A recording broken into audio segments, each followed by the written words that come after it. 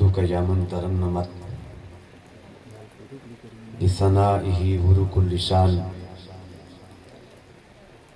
وتغنت بتہلیلہ انادیل الکیان والصلاة والسلام علی حبیب الرحمن اما بعد فاعوذ باللہ من الشیطان الرجیم بسم اللہ الرحمن الرحیم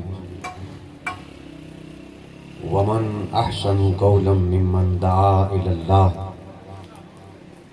وعمل صالحا وقال اننی من المسلمین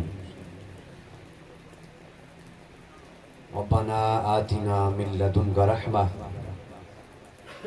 وحیئ لنا من امرنا رشدا صدق اللہ مولانا العظیم وصدق رسولہ النبی الکریم الامین۔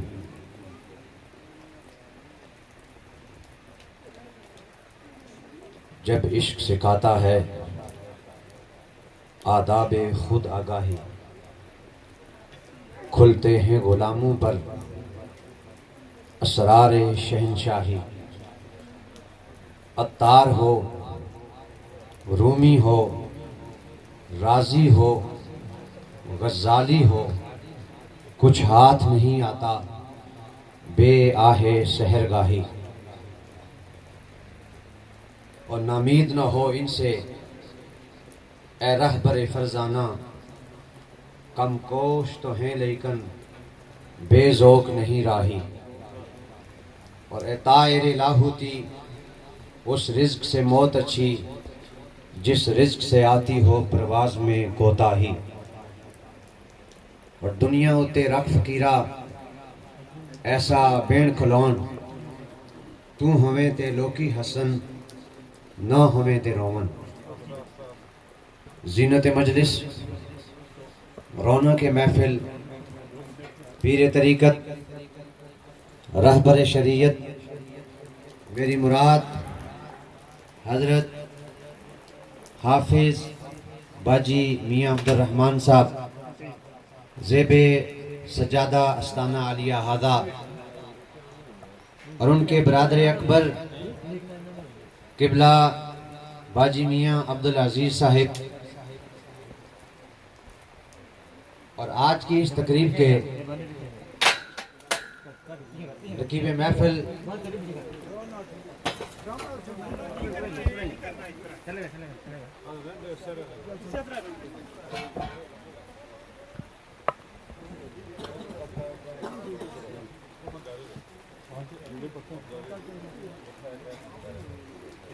اسٹیج پر بیٹھے ہوئے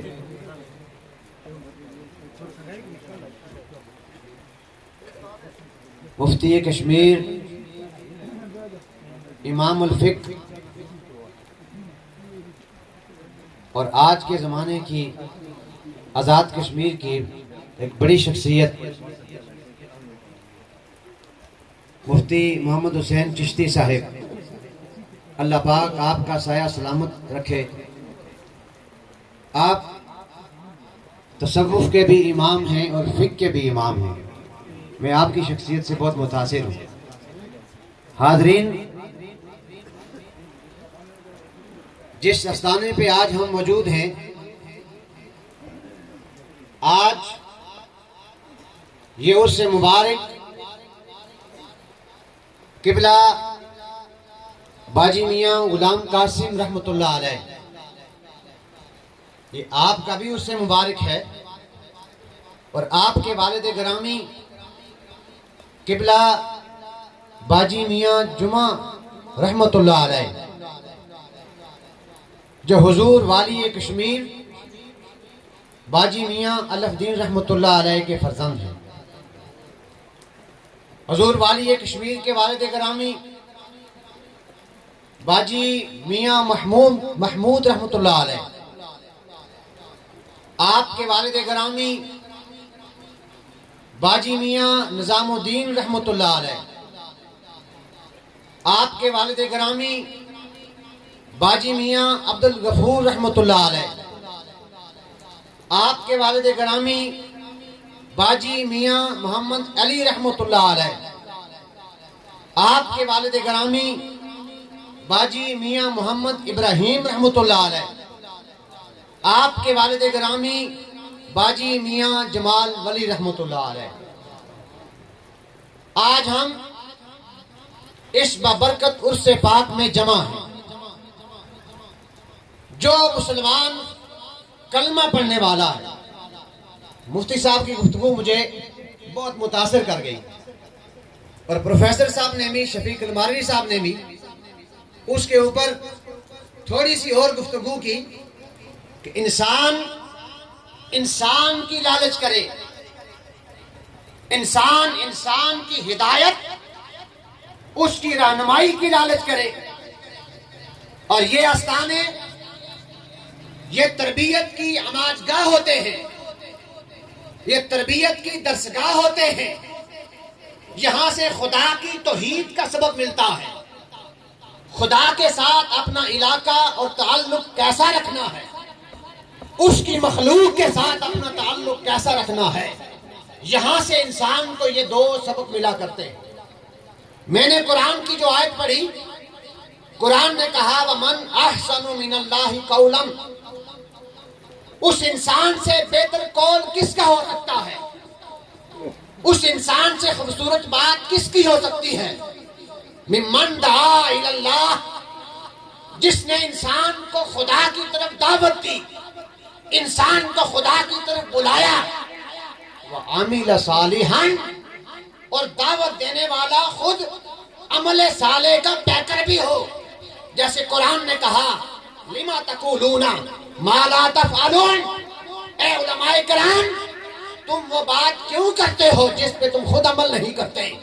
تو انسان دعوت ایک ایسا مؤثر اور افضل عمل ہے جس کے ذریعے خدا انسان سے محبت کرتا چلا جاتا۔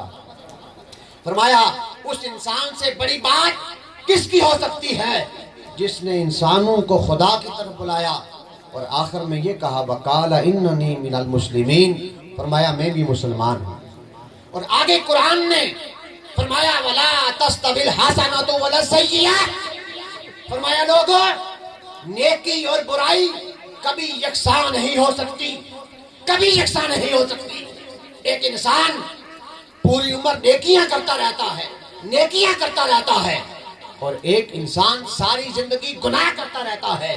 تو خدا نے فرمایا لوگوں جس طرح نیکی اور برائی برابر نہیں ہو سکتی، اسی طرح گناہ گار اور ایک عمل کرنے والا نیکوکار کبھی برابر نہیں ہو سکتے۔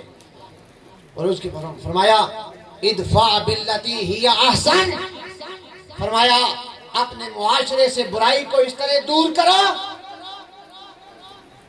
فَإِذَا الَّذِي بَيْنَكَ وَبَيْنَهُ عَدَاوَةٌ كَأَنَّهُ وَلِيٌّ حَمِيمٌ، فرمایا تم اپنے بھائی کے ساتھ ڈیلنگ اس طرح کی کرو، اس کے ساتھ رویہ اس طرح کا رکھو، اخلاق اس طرح کا رکھو، آپ کے اخلاق میں سچائی ہو، آپ کے اخلاص میں سچائی ہو، آپ کی دعوت میں سچائی ہو، لوگ پھر آپ کی دعوت کو قبول کرتے چلے جائیں گے۔ ہر انسان سے محبت کرو۔ بڑی زبردست بات، حضرت ابراہیم نبی اللہ خلیل اللہ، آپ اپنے گھر میں بیٹھے ہوئے ہیں، اور آپ کی تاریخ میں یہ ہے کہ انبیاء کی ہسٹری میں بڑے مہمان نواز تھے، اور میں نے جب آنکھ کھولی ہے اس بڑاری شریف، جب میں نے آنا شروع کیا ہے، جب میں یہاں آیا ہوں، حضور قبلہ باجی میاں غلام قاسم رحمۃ اللہ علیہ، آپ کے دسترخوان سے کوئی خالی پیٹ واپس نہیں گیا۔ جو بھی اس دسترخوان پہ آیا، گھر پہ آیا، اس کو کھانا کھلا کے بھیجتے تھے، رات کو قیام کی دعوت دیتے تھے، کھانا کھلاتے تھے۔ اس کھانے سے ابراہیم علیہ السلام کی بات یاد آ گئی۔ آپ تنہا کھانا نہیں کھاتے تھے، مہمان کا انتظار کرتے تھے۔ اور یہ بات بھی بڑی دلچسپ ہے کہ جو کھانا مہمان کے ساتھ کھایا جاتا ہے اس کا حساب و کتاب نہیں ہوتا، جو کھانا مہمان کے ساتھ کھایا جاتا ہے اس کا حساب و کتاب نہیں ہوتا۔ ابراہیم علیہ السلام اپنا دسترخوان سجا کر بیٹھے ہوئے ہیں، اچانک ایک معمر شخص، عمر رسیدہ انسان آپ کے دسترخوان پہ آ کے بیٹھ جاتا، آپ نے اس سے کہا کھانا کھاؤ، لیکن کھانا کھانے سے پہلے ابراہیم علیہ السلام نے کہا، بات محبت کی چلی تھی، مفتی صاحب نے محبت کی بات کی کہ انسانوں کو گلے سے لگاؤ، انسان کی فکر کرو، انسان کی ہدایت کی فکر کرو، انسان کے فکر توحید کی فکر کرو۔ کہا کہ کھانا تو آپ شروع کرنے لگے ہیں، لیکن جس رب نے مجھے یہ کھانا دیا ہے اس کا نام لے کے شروع کرنا پڑے گا۔ اس بزرگ نے آگے سے کہا، میں تو تیرے رب کو مانتا ہی نہیں ہوں ابراہیم، میں تو بتوں کی پوجا کرنے والا ہوں، میں تو تیرے خدا کو نہیں مانتا، میں تو تیرے خدا کا نام لے کر کھانا نہیں شروع کروں گا۔ فرمایا پھر میرے دسترخوان سے اٹھ کے چلے جاؤ۔ فرشتہ وہی لے کر آیا ابراہیم علیہ السلام کے پاس، اور خدا نے پیغام بھیجا، اے ابراہیم آپ کو معلوم ہے اس عمر رسیدہ انسان کی عمر کتنی تھی؟ کہا 80 سال کا بزرگ تھا۔ کہا تو 80 سال مجھے ہو گئے کھلاتے ہوئے، تو میں نے کبھی اس سے شکوہ نہیں کیا، 80 سال تک میں اس کو کھلاتا رہا، پلاتا رہا، وہ جو چاہے کرے، میں نے اس کی گرفت نہیں کی، اس کو پکڑا نہیں۔ آج پہلی بار تیرے دسترخوان پہ آیا ہے اور تو نے اس کو دھتکار کے بھیج دیا ہے۔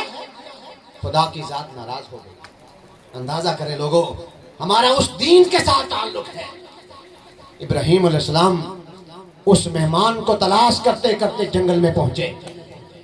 جنگل میں گئے تو وہ بزرگ اکیلے بیٹھے ہوئے تھے۔ کہا، اے بندہ خدا، مجھے میرے خدا نے تیری طرف بھیجا۔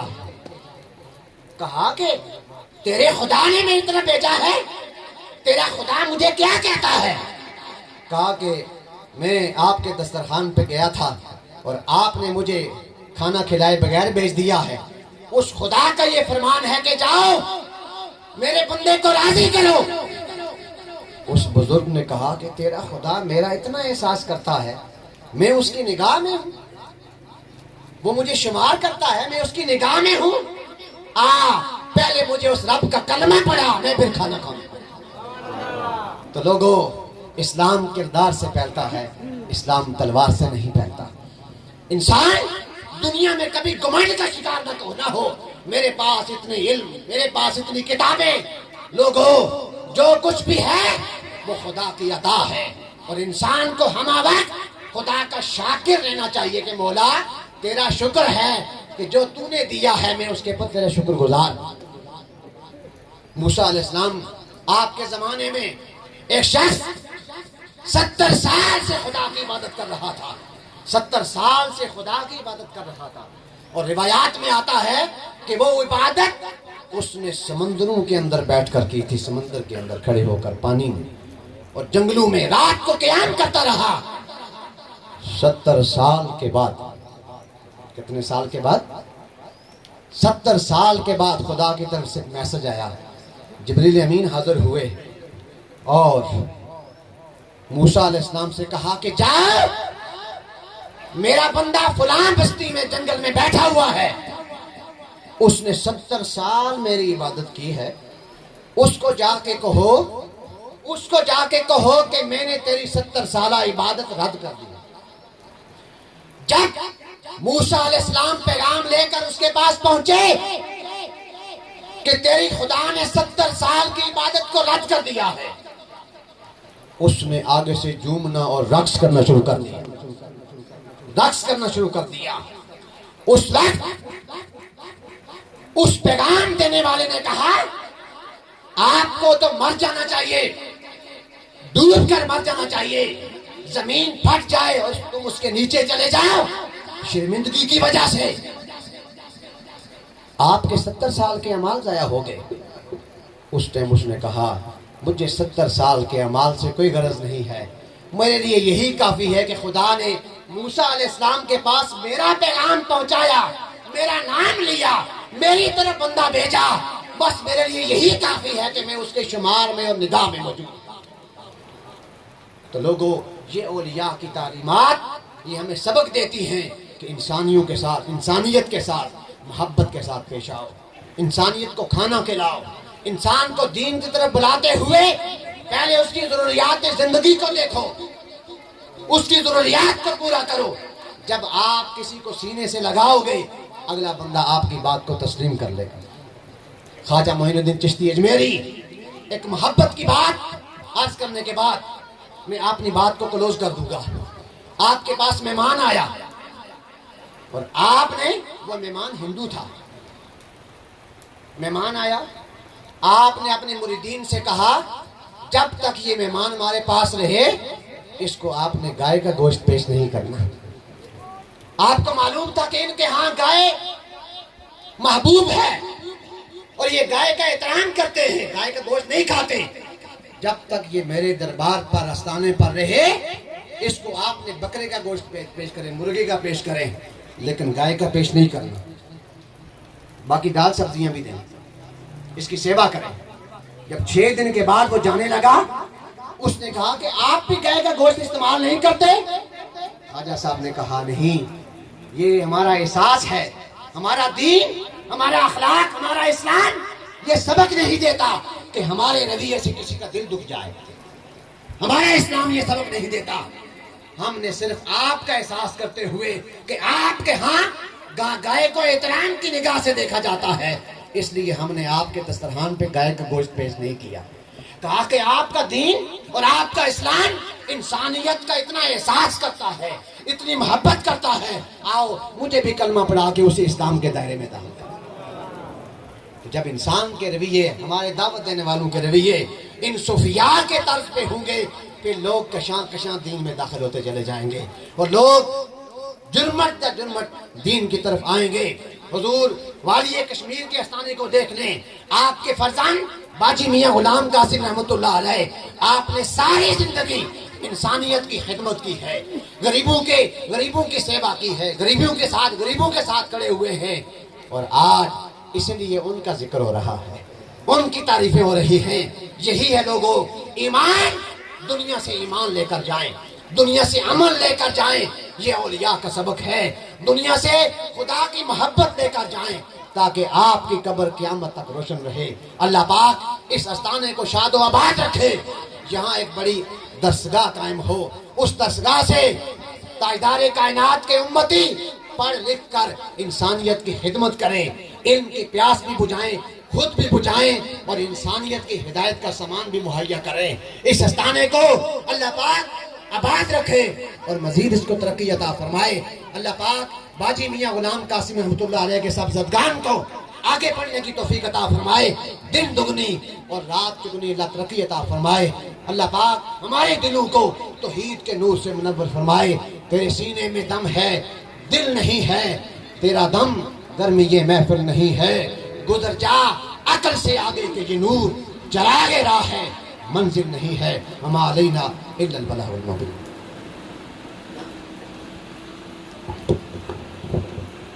ماشاءاللہ میاں صاحب نے انتہائی خوبصورت مدلل گفتگو فرمائی ہے. حضور شیخ عبد القادر جیلانی آپ بغداد کی